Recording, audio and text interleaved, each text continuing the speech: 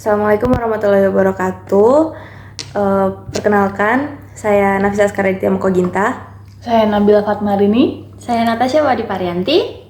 Jadi, kami dari kelompok 7 akan mempresentasikan mengenai resume jurnal yang berjudul Navigating the New Wave of Short-Term Rental Accommodation Regulation in Malaysia. Yang pertama ada latar belakang. Latar belakang penulisan jurnal ini dilandasi oleh pesatnya pertumbuhan layanan akomodasi sewa jangka pendek atau Short Term Rental Accommodation atau STRA seperti Airbnb dan Booking.com di Malaysia. STRA menjadi alternatif populer bagi wisatawan karena fleksibilitas dan biaya yang lebih rendah dibanding hotel konvensional. Namun model akomodasi ini menimbulkan tantangan hukum, sosial, dan tata ruang, terutama di kawasan hunian bertingkat atau stratified properties. Ketiadaan regulasi nasional yang khusus mengatur STRA, serta kebijakan yang berbeda-beda antar negara bagian menimbulkan kebingungan di kalangan pemilik properti, operator STRA, dan masyarakat. Keluhan dari masyarakat terhadap gangguan akibat wisatawan jangka pendek dan kekhawatiran industri hotel terhadap persaingan tidak seimbang semakin menyoroti kebutuhan akan regulasi yang komprehensif dan seragam. Metode penelitian kita ini pakai pendekatan yuridis normatif atau doctrinal analysis. Penulis melakukan kajian pustaka terhadap sumber hukum primer seperti undang-undang nasional, peraturan daerah, dan putusan pengadilan, serta sumber sekunder berupa artikel jurnal, tesis, dan laporan media. Fokus utama kajian mencakup analisis terhadap undang-undang seperti Strata Management Act 2013, National Land Code 1965,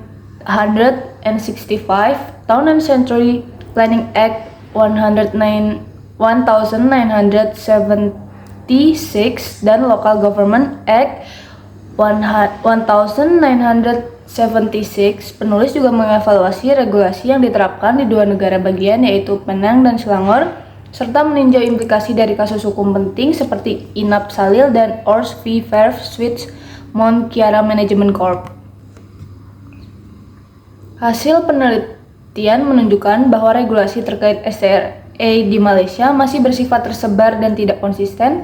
Tidak adanya undang-undang khusus membuat pelaksanaan STRA bergantung pada interpretasi berbagai undang-undang yang ada seperti hukum pertanian, hukum pertanahan, perencanaan kota, serta pengelolaan properti berstrata.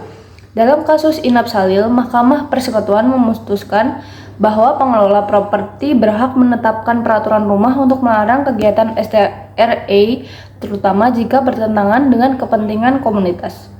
Penang menjadi negara bagian pertama yang mengeluarkan panduan operasional STRA yang secara tegas melarang kegiatan STRA di unit residensial di pulau dan hanya membolehkannya di properti komersial dengan syarat tertentu. Sementara itu, Selangor mengatur STRA melalui bylaws yang disamakan dengan operasional hotel. Perbedaan pendekatan ini menimbulkan potensi konflik hukum dan ketidaksinkronan dalam penerapan kebijakan antara pemerintah daerah dan pengelolaan properti. Lalu yang terakhir ada kesimpulan. Jadi penelitian ini menyimpulkan bahwa ketidakhadiran undang-undang khusus yang mengatur STRA telah menimbulkan kekosongan hukum yang berdampak luas pada pengelolaan dan pengawasan kegiatan tersebut di Malaysia. Meskipun beberapa negara bagian telah mengambil langkah inisiatif dengan mengeluarkan pedoman atau bylaws, pendekatan ini belum menyelesaikan persoalan secara menyeluruh karena tidak memiliki daya ikat nasional.